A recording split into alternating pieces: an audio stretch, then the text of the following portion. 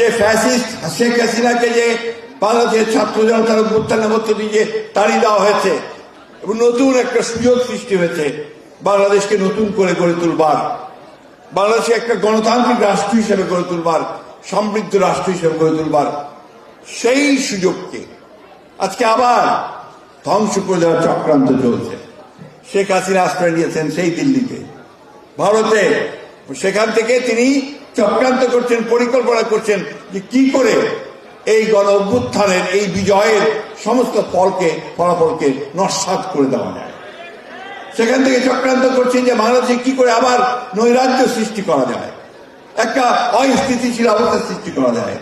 তারই চক্রান্ত আমরা দেখছি আজকে বিভিন্নভাবে বিভিন্ন পক্ষ থেকে একটা অস্থির অবস্থা সৃষ্টি করা হচ্ছে। আমি একটা কথা বলি, শেষ করব, যে এই সরকার অন্তর্বর্তীকালীন সরকার এবং ছাত্র জনতার বিপ্লবের মধ্য দিয়ে আসা একটি সরকার। প্রায় 2000 ছাত্র জনতার রক্তের উপর দিয়ে এই সরকার গঠিত হয়েছে।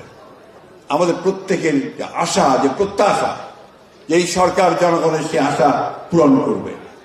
এবং আমরা বারবার করে কথা বলে আসছি যে দেশে গণতান্ত্রিক ব্যবস্থা প্রতিষ্ঠা না করলে কোনো মতেই আমরা একটা স্থিতিশীল অবস্থা পাবো না।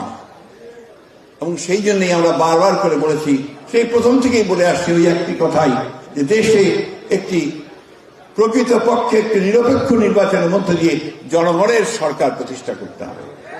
এবং এটার জন্যই আমাদের আন্দোলন করেছি দীর্ঘদিন ধরে। বন্ধুগণ, আজকে সেই জায়গায় বিভিন্ন রকম প্রশ্ন তুলে একটা নৈরাজ্যের দিকে দেশকে নিয়ে যাওয়ার চেষ্টা করা হচ্ছে, যাদিকে না হচ্ছে। কিছু সংখ্যক মানুষ তারা অন্যায়ভাবে দেশকে, দেশের মানুষকে তারা আজকে বিক্ষুব্ধ করে তোলার চেষ্টা করছেন, বিভিন্নভাবে সবাইকে রাস্তায় নিয়ে আসার জড়ো করার চেষ্টা করছেন। এবং সে একইভাবে একই কায়দায় দেশে একটা নৈরাজ্য, একটা এনার্জি সৃষ্টি করার চেষ্টা করছেন। এটা কোনো মতেই বাংলাদেশের স্বাধীনতার জন্য শুভ নয়, এটা কোনো মতেই বাংলাদেশের গণতন্ত্রের জন্য শুভ নয়, এটা কোনোদিনই বাংলাদেশের স্থিতিশীলতার জন্য শুভ নয়। আজকে আমি অনুরোধ করব, আমাদের বাংলাদেশ জাতীয়তাবাদী দলে রাজনীতি যারা বিশ্বাস করেন, যারা শহীদ জিয়ার আদর্শে বিশ্বাস করেন, যারা দেশনেত্রী বেগম খালেদা জিয়ার আদর্শে বিশ্বাস করেন, তারেক রহমানের নেতৃত্বে বিশ্বাস করেন, আপনারা ধৈর্য ধরবেন, আপনারা সবাই ঐক্যবদ্ধ থাকবেন। এবং সেই সঙ্গে সমগ্র দেশের মানুষকে আহ্বান জানাতে চাই যে আজকে এই কাদা ছড়াছড়ি বন্ধ করে, তর্ক বিতর্ক বন্ধ করে সবাই ঐক্যবদ্ধ থাকুন, যাতে করে ঐক্যবদ্ধ থাকার মধ্য দিয়ে আমরা একটা গণতান্ত্রিক জায়গায় পৌঁছতে পারি। আমরা এই কথা বারবার করে বলছি যে অনেকে আমাদের সমালোচনা করে বলার চেষ্টা করছে যে আমরা নাকি শুধু নির্বাচন করছি, আমরা সংস্কার করতে চাই না। এত বড় মিথ্যা কথা, মিথ্যা প্রচারণা তারা চালাচ্ছে বিভিন্নভাবে, বিশেষ করে সোশ্যাল মিডিয়াতে, তাই না?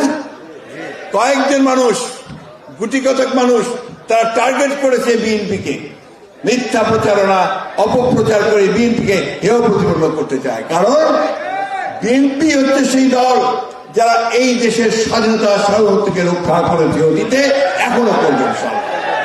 এই দেশের স্বাধীনতা তো নিয়ে এসেছে বিএনপির প্রতিষ্ঠাতা শহীদ প্রেসিডেন্ট জিয়াউর রহমান।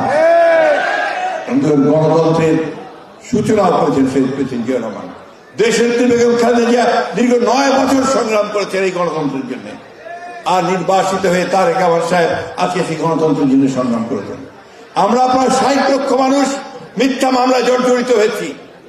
আমাদের প্রায় 20,000-এর উপরে বেশি আমাদের নেতাকর্মীকে হত্যা করা হয়েছে। ইলিয়াস আলী সহ 700 জন অত্যন্ত দৃঢ়চেতা নেতাকে গুম করা হয়েছে। আপনারা আয়নাঘর সবাই দেখেছেন, তাই না?